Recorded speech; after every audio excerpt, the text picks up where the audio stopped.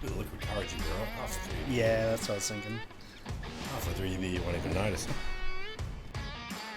Darren, cheers for coming down, mate. Yeah, thanks for having me. I appreciate you. Appreciate your time. I know you're a busy man. Likewise. So, the little rig. What's been happening with that lately? So, I reached out to you. No, you reached out to me. Yeah. For the little 79 bonnets for the zooks. And you saw, I think it was God,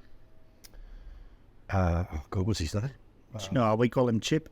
Joseph. That's right, the Chip Zook. I knew it had a nickname. You guys must have seen that because Barney gave me his number saying that he might want one, and then I think we got that done and delivered. What would that have been? That would have been just the end of November.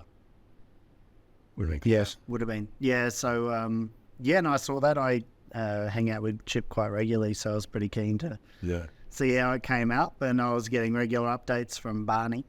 It was certainly didn't disappoint when I saw it. I thought this is something I need to try and get my hands on in future. Yeah. And so I actually went camping with him again last week, and everyone was sussing it out. It's a pretty popular thing at the moment. Yeah, they're a cool little rig. I can't say they're the easiest ones to do, but he's sectioning it all together like that. But because yours is, there you go, that's yours there. This is me in a camping setup. So I don't too often have the canopy on, but when I want to go out for a few nights, that's what I take with me. So how long have you been building that one for? I've had that one since the start of 2019, so a bit over 4 years, or about 4 years I've had mine. Yeah. Started pretty much straight away. I think the day I got it, I took it down and got sort of lift and tyres. But everything on it has changed so much. I think I've had 4 different lift kits, 5 different sets of tyres. Is that breaking anything or just changing your mind? A bit of changing my mind. The tyres, I just keep going for bigger and bigger tyres, which I'm wanting to do again. The lift kits, a bit of braking, but also trying to find something with really good, lost for the words, but just to make it really drivable again. So it's sort of not too swayy or, especially once the lift got up there, it's got about a 4-inch lift on it at the moment. Is that all suspension or? Yeah, all suspension, no body lift. Yeah. Just suspension. What size tyres are you running now? They're 33s on it at the moment. 33 by 10.5, 15s. Hoping to, within the next couple of months, get some 35s, but the ones I want are only available in the US, so I've got to order them in, and freight's a little bit pricey bringing them over, so it's one of those things. It is. There you go. There's you. So this is your Insta. So that's pretty much with 35s. That's with 35s on it actually. That was at Melbourne show. 35 by 12.5. How bad does that scrub? Yeah. Oh, I don't know. It wasn't too bad actually. It's all those guards have been well and truly cut away to allow for it. The only thing I was going to have to do is just trim a bit off off the rock sliders actually to allow a little bit more room. Yeah. But other than that, it was all right. So. Yeah, nice. It's they're a good looking thing. They are when they're done up like that. Yeah, they've just got that little Tonka truck kind of to them. And that started for you as the standard little shorty wagon looking. Yeah. Did you chop that, or did you have someone else chop that for you? Or? It was Ruben DMW did the chop on that. Yeah. I was driving out of Glasshouse one day and went to go up Little Red, which I'd done many times before, and had a terrible day. And anyway, I slipped the back in and crushed the back corner on the rock wall and peeled the roof up a bit. So decision was made for you. Decision was made, yeah. As essentially would have been a write-off, I think. So decision to Did you chop it in. extend the chassis or anything, or did you leave that on? No, I made the decision not to. So they were happy to do a 300mm chassis extension, which they have done to another Jimny since. Yeah.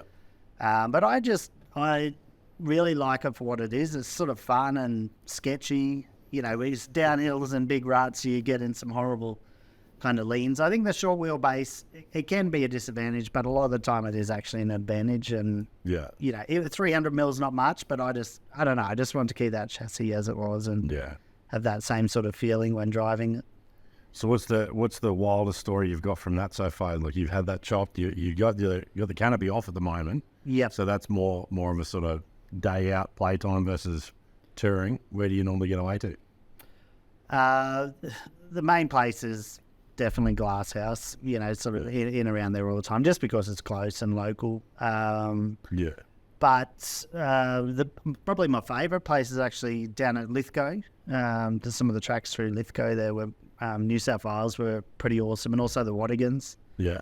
Did some pretty cool tracks through there. So I think sort of from a scenery point of view and variety of tracks, Lithgow in New South Wales would definitely be my favourite. Yeah. There's some pretty awesome things down there. Staying in the Lost City, I think it's called the Lost City, and camping in there and sort of just waking up to, pulled in at night time, so sort of weren't really sure where we were pulling into, and then waking up and just being surrounded by this incredible valley and scenery was pretty amazing. Yeah, some good stuff down there. I've gone up more than down and west. I think Glass is obviously a big one for me. We do Kenilworth a bit every now and then, just for a little shoot up to get around some grass and some nice trees and shit like that. Yeah. The Kincoon is still my favourite up just south of Bundy there. We did like a week. It's been that long, 3 years ago. And it's, I don't know, there's something about getting around that and having that ocean noise and that fresh air and everything's just, I don't know. Yeah. Like, reignites you. You're absolutely right. I did a trip with sort of Barney and Chris from Tread and Ruben actually pretty recently up there, and that was pretty amazing, sort of camping there. And then the tracks in around Bundy, Pine Creek. Yeah. Pine Creek, that was pretty awesome as well. Heaps of real rutted kind of tracks. So if you like getting on some leans and going in through a lot of wombat holes, that was pretty epic. We did Widowmaker there, which was scary, but we all kind of did it. But there's very cool tracks there. Yeah, there's nothing like going away and trying to have a nice sedate trip, and then you got Barney, the likes of Barney and fucking Ruben and all them boys there, and you kind of got to keep up, and it's like, all right, I'll give it a go, just so I can see some dollars just ticking over on this track. That's exactly right. Yeah, no, I can't do it every time we get to Glasshouse and stuff like that. I think I'm just more of a tourer. Yeah. Like I don't mind having a bit of fun with the slow articulation stuff, but I don't know, I just see dollars every time we're out. I'm just like, what's this hill going to cost me? Yeah, you're 100% right. That's why I definitely go through stages as well. So I've just recently been through that camping sort of mini touring stage where you don't break anything, or touch wood, you don't break anything. It's just enjoyable, and you can enjoy the car for what it is. Yeah. But now I've got that itch again, so I just started stripping the car back, ready for some, some good rock crawling again. And I think I've definitely had some shockers. I broke 2 diffs in the space of 3 days late last year, which was just dollars. Exactly, yeah. So and just axles and CVs. It's a pretty, unfortunately, common occurrence when I try and push the car. But so trying to avoid that as much as possible. Well, you've got, I'll just bring it up here. So you've got your online store, the Little Rig Shop. Yeah. Is that? So you obviously got a heap of merch. It's holy shit! Did you have that made? Yeah, it's a little. Yeah, that's just a little matchbox size replica. It's absolutely perfectly spot on too. So that is the cool. Oh, you didn't have that made. That just happens to be look like. No, that was made to be mine. So he did an incredible job with that. That's heaps cool. Yeah, so there's a sort of few people asking for if they could get their hands on one. So that's just something I've got on there, and people can get their own ones made or little timber models, and There's all sorts of bits and pieces on that site, from collectibles to parts and accessories, care products, camping gear, the merchandise. So Gone too far. yeah, it's just only pretty recently opened that, but I've had some really good support, particularly from the Jimny community. Yeah, and so that are you getting into parts like the common breakages? Are you going to get into any of the hardware, the diffs and bits and pieces, or? Not at this stage, but I do have a new business opening up, which is called Jimny Race and Customs. Yep. And that is getting into the real good parts. So got portal axles on the way. So yeah, it should be the first one in Australia selling the portal axles. So we got them, well and truly on the way now. We got the first fit out for 2 Jimnys in February for those, so not too far away. Big supercharger, big brake kits, all sorts of So some of that. Use the word high end, but top end kind of modification. So, that'll be good. I'm looking forward to that. Nice. It's all right. That's cool. So you got all the YouTube, you got the Instagram, but the website and everything going. What's your sort of plans with these bonnets? Are you wanting to get them on? Are you going to do a bit of a fit out on yours, or what do you want to do? Yeah, definitely want to do the fit out on mine when I can, and I'd love to. If you'll have me do it, I'd love to get them on the website as well, so I can try and get them out to people and sort of. He's got fuck me. He's got this old. I think it's an old Rodeo, and it's got like a Fast and Furious fucking cannon on the thing. Oh god. Rumble and all that. Sounded pretty good, actually. Yeah, it sounds all right through there. It gives it a bit more bass. Doesn't sound like 1,000 farts coming out of my chest content. But I mean, look, on your bonnet scoops that you made, there's nothing else like it. So I've seen a couple of other attempts. Yeah. And they just they don't look like that one did. And I think that's everybody that's seeing it.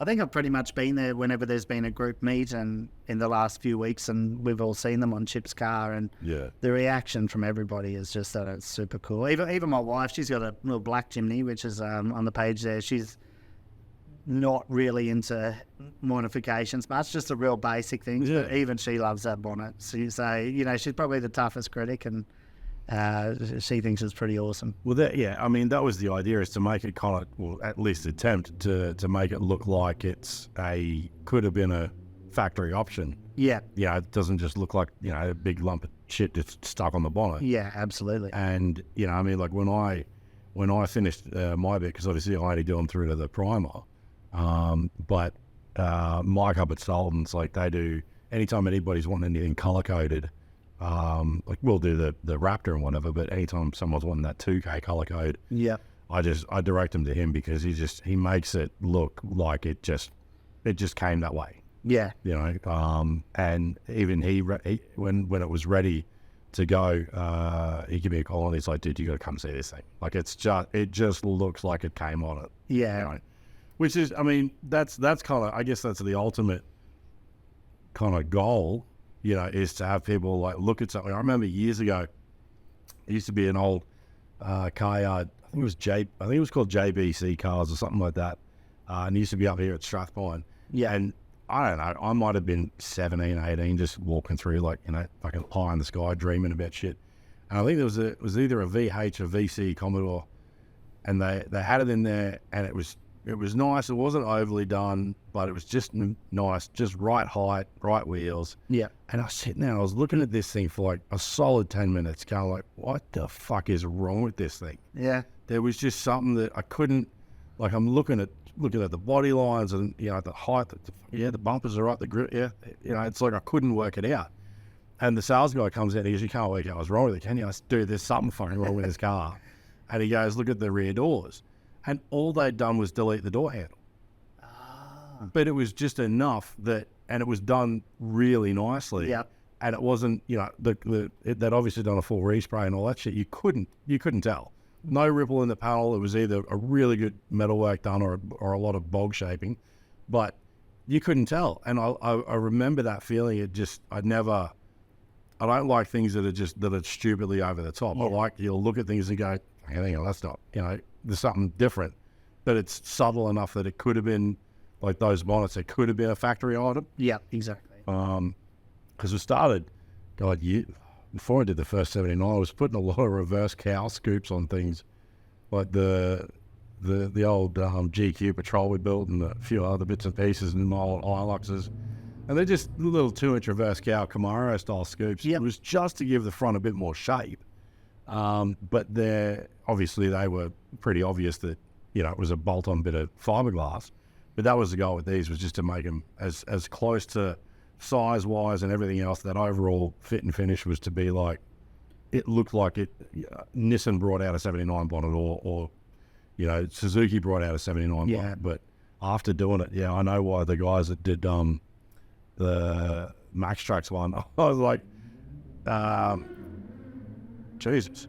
Talking to Paulie from Max Trax about it, and he wanted me to do a few more, and I said, well, why doesn't the guy that did that one, why doesn't he do more? He's like, he doesn't want to do them. I'm like, can't be that hard.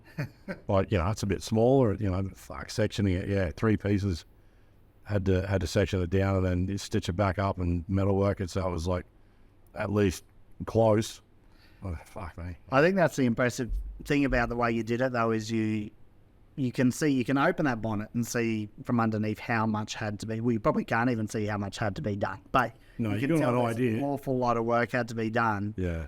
But you can't. That metal work was finished so well that you just can't tell, and it does look like a factory option, which is.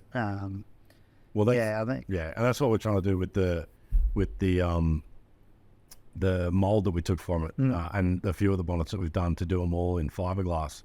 Because like metal's fine on its own and fiberglass is fine on its own, but metal and fiberglass together is just not a good idea. Yeah. But the full fiberglass replacement bonnets, ADR compliant, everything ready to go. I've got a company that can do them for me up at Red Bank, which I've known the owner of that place for 20 odd years, and he's taking care of all that. I literally just did the bonnet, and he's taking a mold. That's awesome. Getting everything ready from there. I'm like, then you can sell them, so people have got that option. But as far as the turnaround of that, once I've got that mold, like, I'm still 4 solid days of metalwork, especially that one. That's probably an extra day in that one, because I ended up, once we ground all that back, like obviously welded everything, ground it all back, there's a little bit of shrinking and stretching and all that to get the ripple out of it. Yeah. And then you got that top section in the English wheel and try to, smooth that out a little bit. And it was just so much more than it would normally be. Yeah. There's some cars getting around, isn't there? Yeah. Fucking welcome to Brenda. That's the drama down here. It's always noisy in the internet shit. So do you reckon you'll do any more metal ones, or fiberglass, you get metal ones again? We'll still do them. I mean, it's just not every day that someone wants to pony up $4 or $5 grand for a bonnet. Yeah. But they're definitely. I would always, I think, choose to go down the metal track. But I mean, the flip side of that is that like fiberglass has come so much further than it was 10, 20 years ago. It'd be pretty light too, wouldn't it? The fiberglass, a bit lighter than the metal, or pretty much on par. I reckon it'd have to be close. Yeah. Because obviously there's not the separation in bracing, and fiberglass is lighter than metal, but it's also, it's got to be thicker to have the strength. But I mean, as far as the dot points on that, I don't think it's going to matter that much. I know they do the metal sort of inside the fiberglass for the mount points for the back of it, and obviously the latch for the front. Yeah. But I think the rest of it's just glass and resin, and I can't imagine it'd be that heavy. But I mean, we'll still do them, but it's just trying to create options for people too, because it's also it's only me that does it. So whether it doesn't matter what's going on out the back here and how many guys we've got doing stuff, there's 70% of one of those bonnets is me and my hands, and I make sure that it's done in a certain way. So once 10 or 15 people start lining up for different bonnets, it becomes like, okay, you've got 1, 2, 3, whatever months. And, some people just don't want to wait that long. So we can go, right, well, you've got 3 months up your sleeve. It could be less, but let's say they got 3 months up their sleeve. Yeah. Or you can have a fiberglass one in 2 weeks. Yeah. So it's just giving them options. Yeah, that's awesome. Anyway. And for example, if someone, obviously you do a lot of custom work here. If someone came to you and said they wanted a Jimny chopped in a style side, that's something, is that something you'd sort of look at? And obviously there's a lot of cost to something like that. Oh yeah, I mean it's like Sammy Young's 80 series that we did the bonnet for. He rang me about I don't know, it's probably about 6-8 weeks ago now, something like that. Yep. And he goes, so I've been thinking, I'm having dramas with this thing with the red jump, thinking about turning that into a race truck. And I'm like, well, that's what fucking happens when you put your suspension through the floor, amongst a whole host of other things. But he goes, I want to chop it into like a style side and seal the rear doors and, Baja, look at, rear wheel. That's exactly spare up on the back. Yeah. And it's doable, but I mean, fuck me, you kind of went 99.9% to a finished build, and now you're going to kind of halfway start it again. It's all doable. Obviously, I really only finish stuff through the Raptor. But, I mean, having said that, if someone wants one in like a colour code, then, we can do everything through to that primer stage. Yeah. Hand it off to Soldens, and they'll do the rest of it and come up Mickey Mouse. But it's all doable. Yeah, it's interesting that, speaking of Chip, whose bonnet you did, he's been on the hunt for about 12 months for someone that'll do a style side with his car. Yeah, and so he's had that chat. Well, we've had that chat a lot of times. Obviously, I went with a tray and canopy sort of style, but he's very keen on the style side, and it's finding someone to take on a project like that's a big ask, but yeah, I mean, look, there's a lot of hours in it. I mean, I like doing stuff like that when it's that one-off kind of stuff. Yeah, because I like the challenge of taking it from a concept, whether they've got, I've had guys come down here with hand-drawn stuff on the back of a bloody beer coaster. So kind of something like that, and then you got it from that point through to a finished project. I love that process. But it's when someone turns around or people turn around and go, I love that, I want it, and then there's 10 of them lined up. Yeah. Then it becomes like this production line thing, and that's where I get a little bit, I don't know, not bored, but I love the challenge of that creativity part. Yeah, completely understand that. That's the bit I really enjoy. But I mean, it's all doable, and it's all it's like anything. You turn around and go, if you can pull something off like that and everybody responds to it, then that's its own little buzz that you get out of it. Oh yeah. But it's just, I think that the rock and the hard place at the moment is the dollars that are involved in it. Like, I mean, and you don't have to if you don't want to get specific, but like a chop like on yours, because DMW did the chop and they did the tray and everything. Yeah. So that sort of drive in, drive out. Like, what kind of dollars is that worth? Yeah. So as a package, chop, tray, and canopy, engineering and everything obviously as well is about 35 grand. I think they're sort of retailing them for people. So, and they finish off redo the interior, and there's water tanks and water pumps and all sorts sort of go into the tray as well, and that trundle drawer. Yeah. That's a lot of gear. Like when you look at what it costs to just go and buy a canopy from somewhere. Yeah. I mean, if you've already got a ute, then that 35 grand probably scares the shit out of you. But having said that, the 79 boys that we do, whether it's just an underbody or Raptor work or whatever, they come down, they've got all that set up on the back of what was already a ute. Yeah. And that tray, drawers, canopy, 12 volt and all that, they're spending 40, 50, 60 grand. Absolutely. That's the thing. It's all pretty relative. If you want to chop a Y62 and put a tray and canopy, you're up for 70 or 80 grand sort of thing. So Jimny's half of that. It's half the size of car. Yeah. But it is all sort of pretty relative, and there's a lot into it. Like even just deleting the rear airbags from those cars to trick them into not permanently thinking you've had an airbag go off in the back. That's sort of getting in a module from New Zealand to tie into the SIP. Like there's just lots of little things I think people don't necessarily understand. for the sort of rear curtain airbags and bits and pieces that need to be done. It's not just a case of, chopping them and...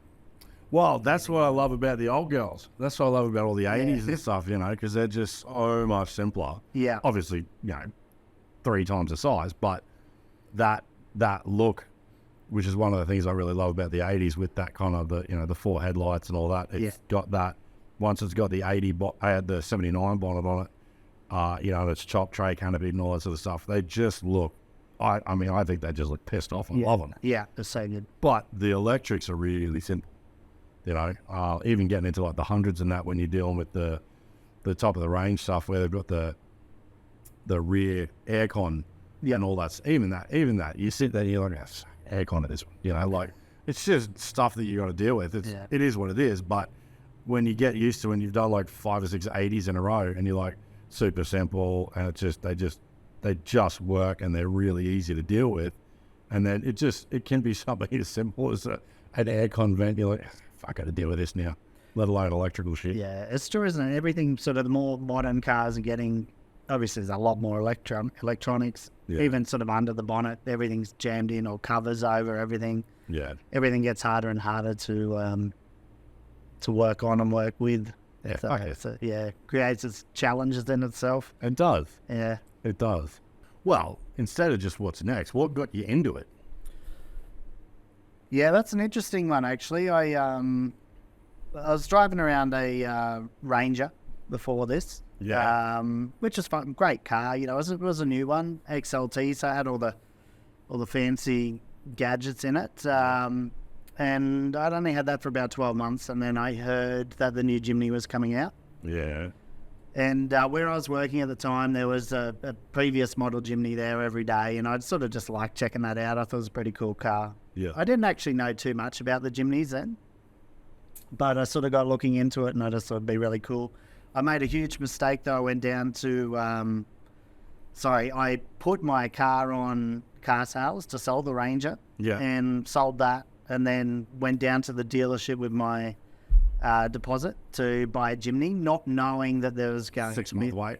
10 months, yeah. So I sold my car, went down to buy one, thinking I'd get it in a week or two, because previously I'd always got cars pretty quickly. Yeah. And 10 months. So I had to borrow a car from my parents actually for that time, and then they got me good too. They called me and said that my Jimny had been delivered. They were just doing the window tinting, which I'd ordered. And when I was driving there the next day to collect it, they called me and they said, "We're so sorry, you made a mistake. This one's an automatic. Yours is, you've ordered a manual. It's not actually your car. Your car is still 6 to 8 weeks away." So I was so excited thinking that I was getting my car. Yeah. And then they hit me with another 6 to 8 weeks. So yeah, that was tough. But anyway, look, got there eventually. It was one of the first ones, sort of driving around. So. But with that also came there was no accessories available at all. So everything from day one has been a bit of a play around, a bit of R&D and seeing what works and what fits. So the first suspension I got was from the previous model, and ever since then there's been to different shops and had things made up from scratch, for it. So which has been really good, and had a good relationship with their Legendex. Yeah. Went to Barney initially with sort of rock sliders and all sorts of bits and pieces. Did you already have that little one when you got yours, or? No, no. That one came, the white one that they had at their shop. Yeah. Yeah, that came after I was working there, so we decided to buy another one and sort of do that one up for a bit of marketing and to sell. Bit of R&D and everything. Yeah, exactly. So... we're getting sort of plenty of Jimnys through there, especially last year. There's heaps of different Jimnys coming through Legendex, which was good. Yeah. So anyway, just sort of it's been non-stop since then. It's always changing my mind or trying to look for something different to do. Yeah. Keep it, change as good as a holiday or as good as a new car in this instance. So that's what they reckon. Every time I change something, it just kind of ignites that passion again, I think. Yeah, I think that's my biggest trouble with my personal trucks is like, because I'll usually, if I'm going to do something new, I'll trial it on something I own first. And then if I like it, then okay, all right, well, can we reproduce it? Yep, sweet, okay, cool. So now we'll offer it. But it's that same thing with the challenge of the creativity. I get like that with my cars too. So when they're done, I'm like, all right, fuck, now I'm bored. Yeah, that's exactly What's it. next? And you got to draw a line somewhere, because you can get to a point where you're sitting all right, dollars in versus what you'll get for it. But then there's that tipping point where you're like, fuck, if I do much more than this thing, it's just going to keep costing me money. Yeah, and I think I've gone way past that point. And yeah, it's like you say, I get bored if I'm not finding something new. Yeah. And I think it's that social media side of things too. It always kind of pushes you to try and do something different that hasn't been done. Yeah. And I think that's kind of gets me going a fair bit, is you kind of get that thrill of, putting something out there that people haven't seen before, and for sure looking at the reactions. And look, the best of us, that are like, I don't give a fuck about comments and this and that and whatever. You still get a buzz when someone likes something. You're still fuck yeah, absolutely. That social justification or social proof or whatever they call it. Yeah, you get that bit of feedback's always a bit nice, but yeah, absolutely. You just got to try and navigate through the bullshit and keyboard warriors and. It's always There's always going to be. I wouldn't have fucking done that and blah blah. Oh, fuck off. Yeah, that's cool. Go do it to yourself. Do it to your own truck. Yeah, that's it, isn't it? That's why we all have our own cars. And well, it's supposed to be like the ultimate. Well, maybe not the ultimate, but it's supposed to be that personal expression of what you like, and to a degree, I get a little bit of that with a lot of different customers too, because sometimes people will come down and they'll have a base idea, but they'll be like, look, these are some things that I want, but this and this and this, have at it, bit of creative freedom with it. And so I get to have that little bit of play, which is cool. I get a buzz out of that, and I have this rule where, if they're coming down, because some people like the updates or progress or whatever, but when they're living like 5 minutes away, you can get to a point where people are down here all the time. Yeah. But I have this cutoff, and you can come down, you can call in, you can have updates, and until I start laying any kind of colour, at that point, you can't come down till it's done. Yeah. Because that's the other bit that I get, is I love that when they're waiting outside, you roll the door up or you pull the truck out or whatever, and you get that reaction. Yeah. It doesn't. The reaction doesn't pay the bills, but it definitely fuels the fire to keep going. Oh yeah. Because there's definitely days where, you just, whether it's sand and panels or patch weld and fucking rust or whatever, there's days where you're just like, fucking office job in the aircon would be nice. But it's the end result where they show up and we get that bit of a surprise, because they haven't seen them, or haven't allowed them back since we started putting colour down. Yeah. And do you have a favourite? Has there been a build that you've kind of stands out as not necessarily a favourite, but maybe that, it was tough and you got there and it turned out really well, or just it was so different at the time? Different. I mean, not different so much. I mean, the Max Tracks, Brad's the old owner of Max Tracks, his 1943 Jeep Willys. Yeah. That was interesting, because that was my first body off, painting the chassis, every nut and bolt. Yeah, right. Fuck me. That was every nut and bolt went into a bag.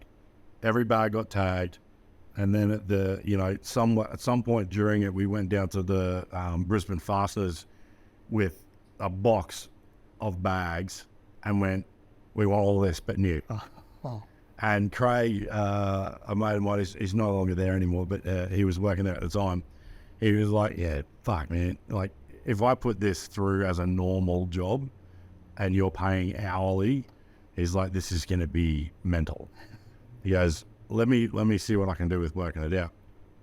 Got a phone call back about, 4 or 5 days later. And he was like, right, you owe me a bottle of scotch, because I sat down after hours and fucking laid everything out, and he'd sent photos and shit, and it was like 4 old ones, 4 new ones, 6 old ones, 6 new ones. And he's like, you owe me a bottle of scotch, whatever the fuck he was drinking. and he duplicated it with new shit. And it was like, so this fucking made it so much easier. But yeah, that was nut and bolt. We did have a little issue with it because I'm not really mechanical, and I think there was something to do with the steering, the knuckle.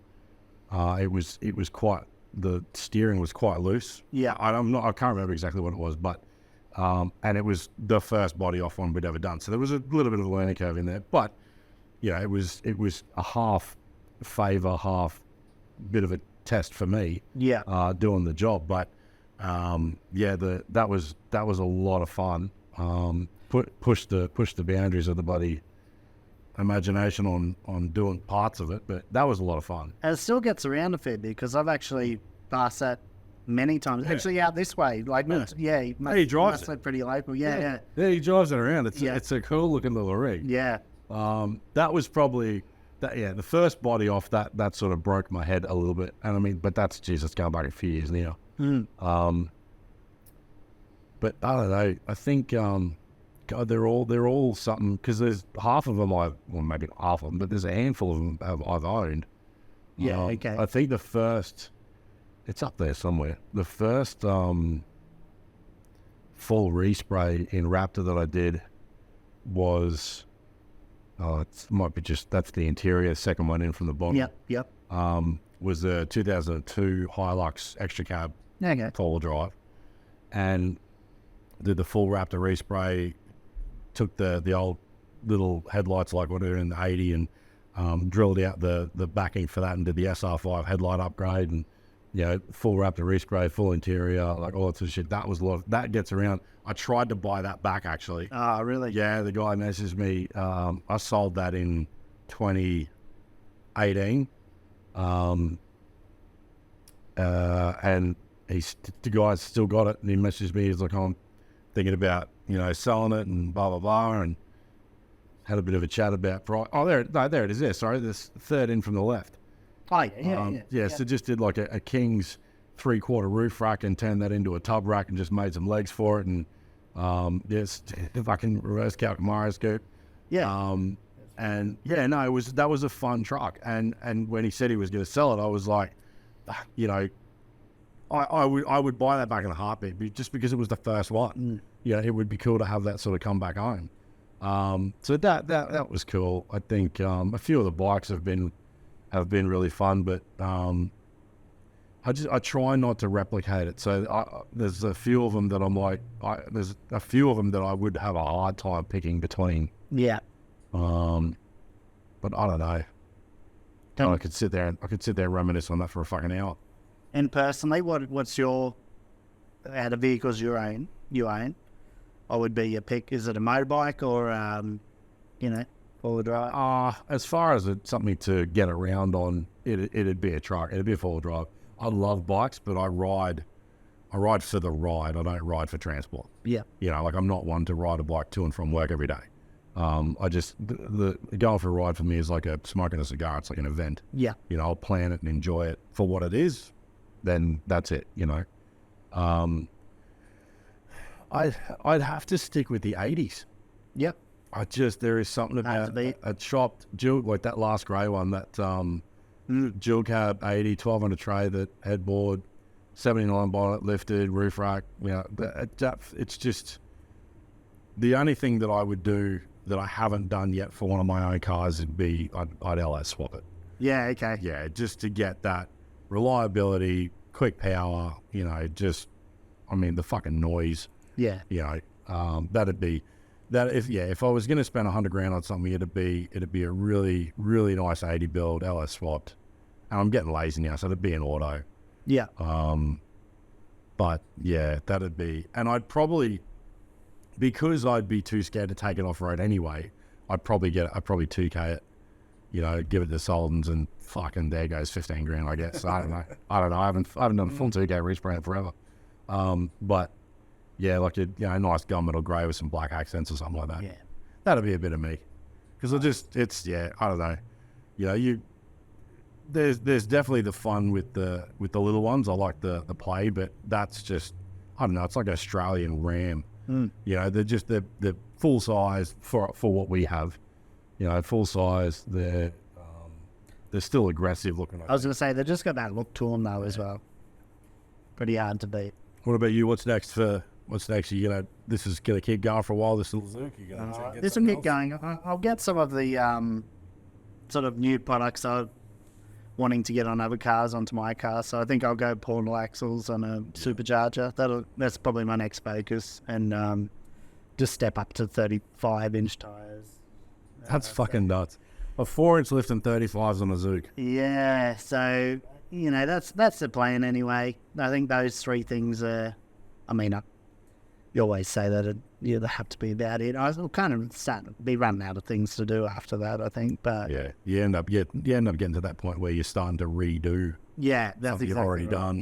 Yeah, that gets expensive. Yeah, but also keen to. I've sort of been looking at 80s quite a bit actually for about 6 months now.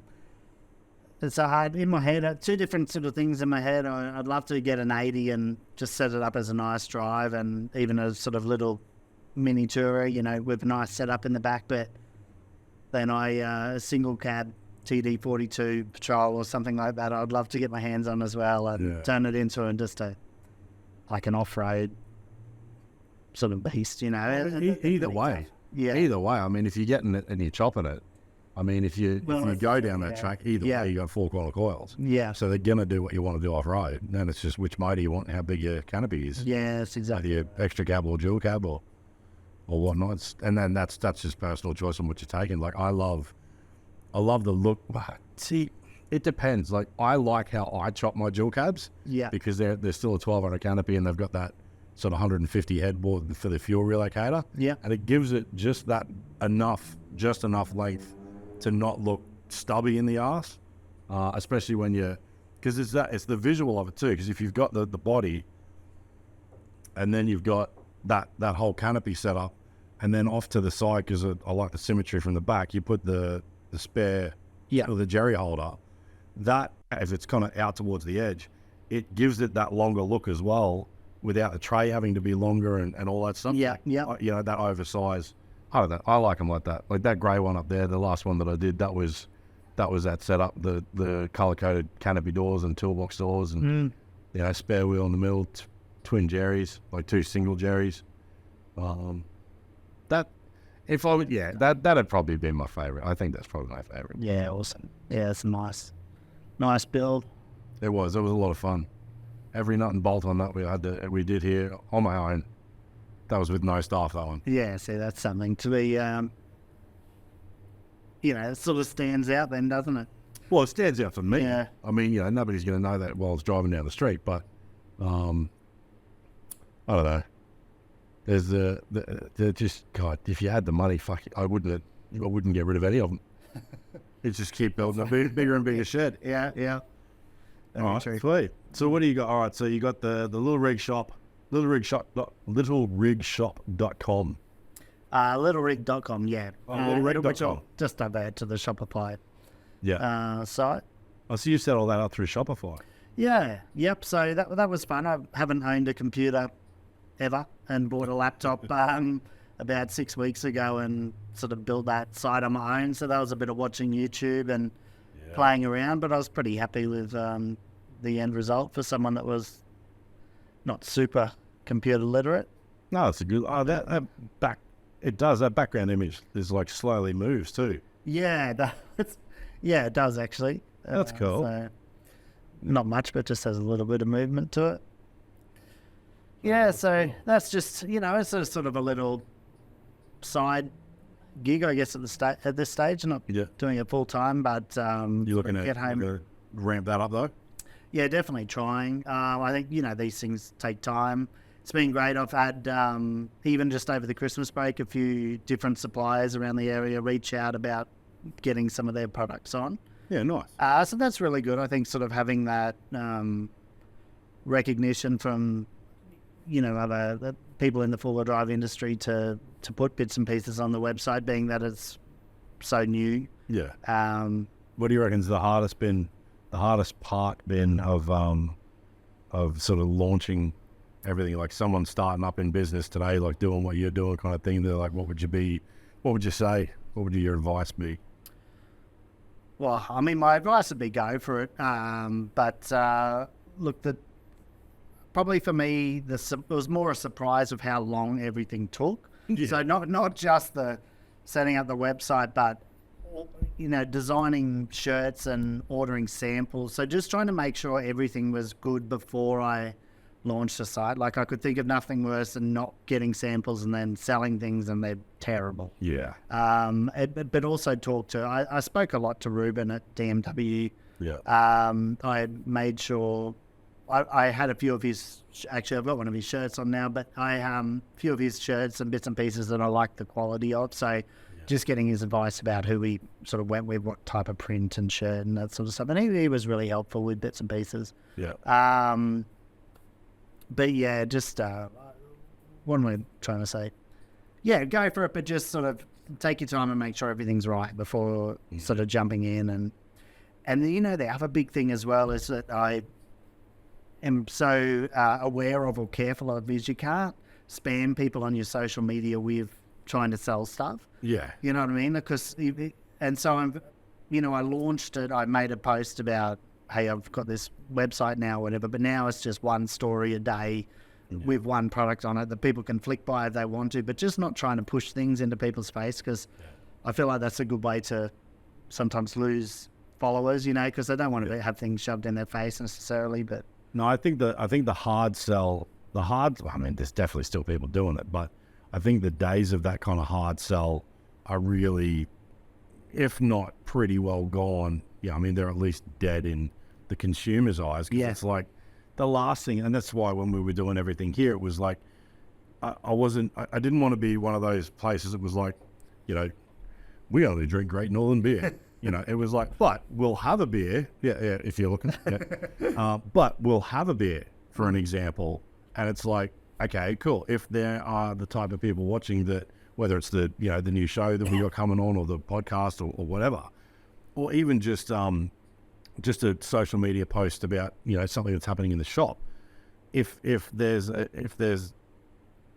Milwaukee fucking drill, or there's a Max Trax hanging on the side of a truck, or whatever, it's like, well, it's there. Yeah. And it's like, I don't know what you call, like subliminal, whatever. Yeah. Like whatever it is, it's subtle. It happens organically. Yeah, that's exactly right. If you're driving a track and you've got a cool awning on the side of the car, someone's going to say, what awning is that? Or, what tyres are you running on your vehicle? So, yeah, you just got to let it happen for how it is rather than... That's exactly right. And that was exactly what happened with the 79 bonnets was, I don't know, oh yeah, there you go, third one up, second one in. Yeah. The old GU, did a chop on that. And that was literally a pre-DPF 79 bonnet that we had here, that the corner had been kicked in a bit. Yeah. That we'd replaced for a customer. And it was just we're sitting around one day having beers. I fucking reckon I can make that fit, and just cut it, grafted it, put it on there. And I put that, I think it was probably that post, that photo, and it's like, a full build shot. It's got wrap, it's got the bull bar from I think it's an MCC rocker bar, tray, canopy, tow mirrors, wheels, tires, like all the shit. It's like it was an overall shot. Yeah.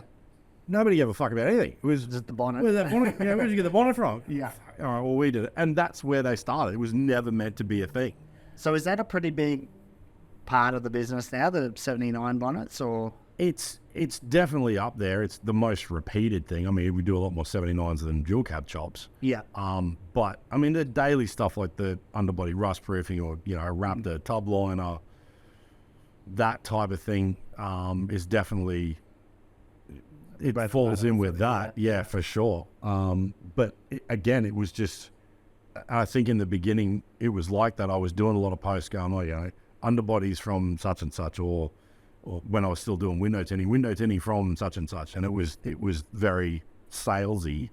But I don't think. I mean, I think last year I did about, maybe 10 posts all year, and it was just, and it wasn't really much of anything other than when a supplier had come to me and said, "Oh, we can do these if you buy X amount." Okay, cool. Well, now I can do an underbody for this amount if you want it, book it in.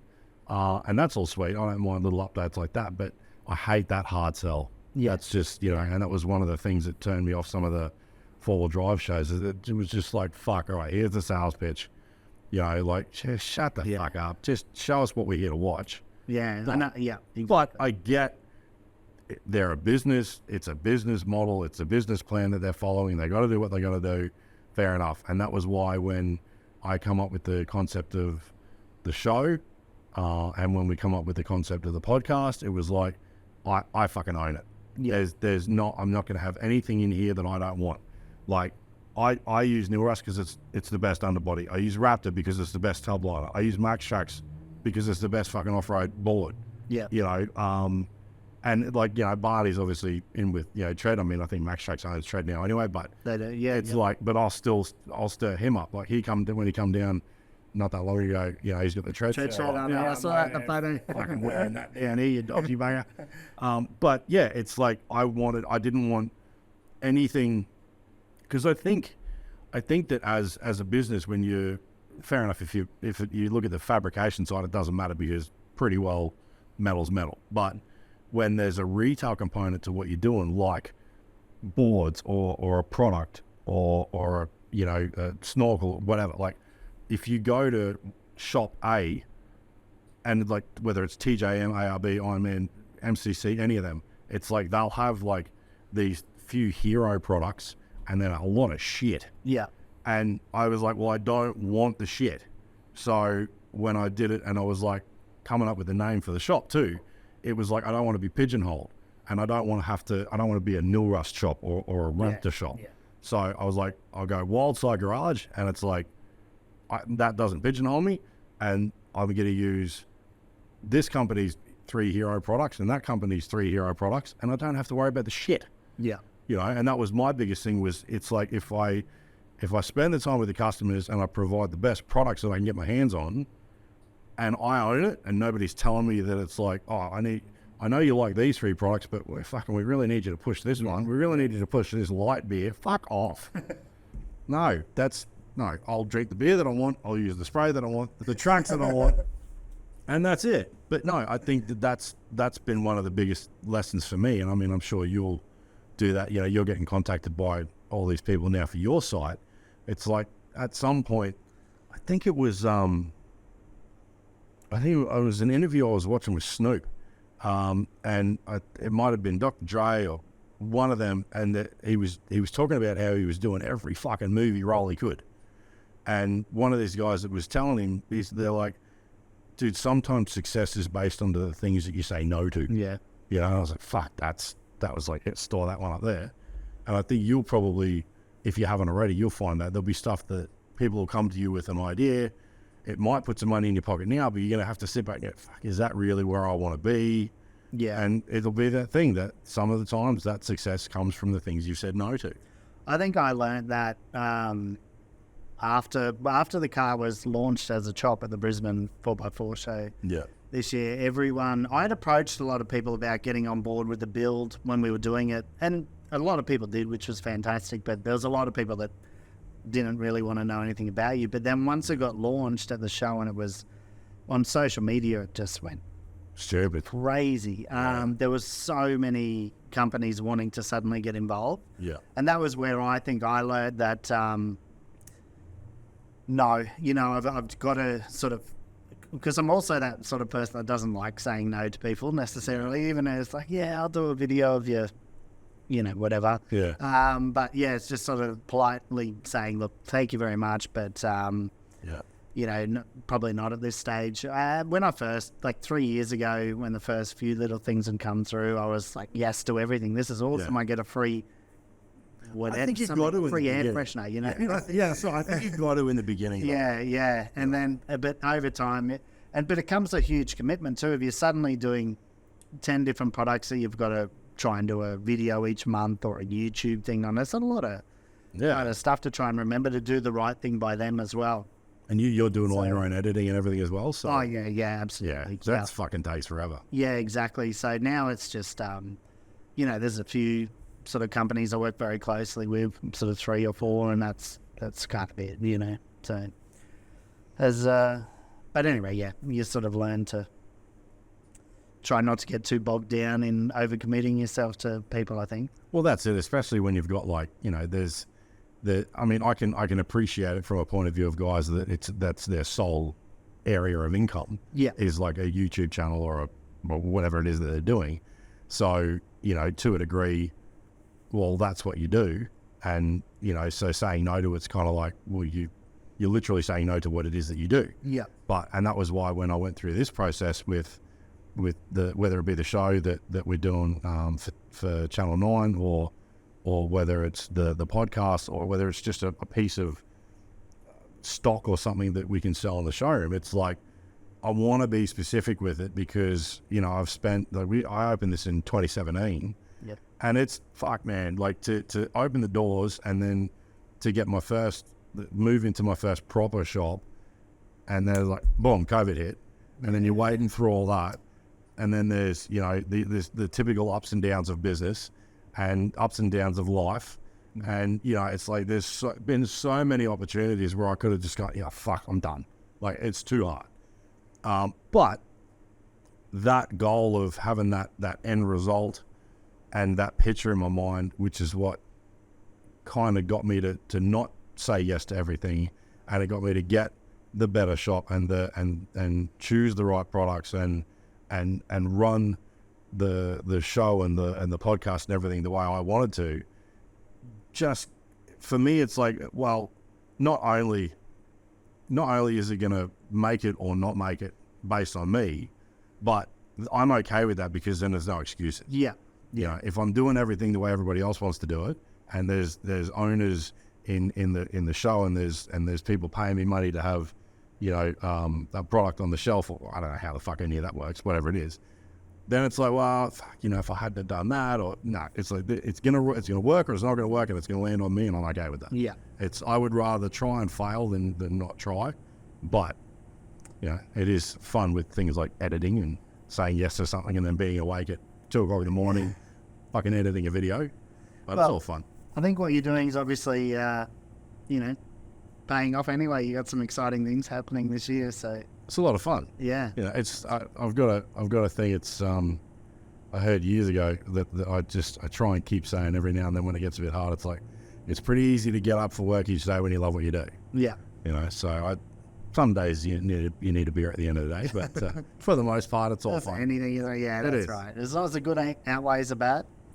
But no, it is. It's all, I don't know. I think at the end of the day, if you enjoy what you're doing, and you obviously got a passion for it, you drive and, you know, you get passion, and, you know, you've got some good mates in the industry and stuff like that, and you're obviously kicking it up a gear with the shop and all that sort of stuff. So, I mean, I just say keep pushing. And That's it. You know, as they say, you get one life. Try and sort of jam as much in as you can, and that's it. as long as you enjoy it. So. Well, I really appreciate you coming down. I appreciate you taking me through some of your products and that. And I mean, I can't wait to get the bonnets in there as well. Yeah, no, thanks for having me and sort of showing me around the shop. Yeah, no, And this cool room. This is it's a bit of fun. that's pretty sick. Yeah, so no, I really appreciate it. That's all good. We'll Thank have you to very get you back down for another beer at some point, and Sounds good to me. we'll get some video of that rig of yours out. We'll go out and do a bit of wheeling and get them dirty. Yeah, always up for a wheel. Sounds good. Yeah. All right, thanks, mate. Thank you. Bye, everybody.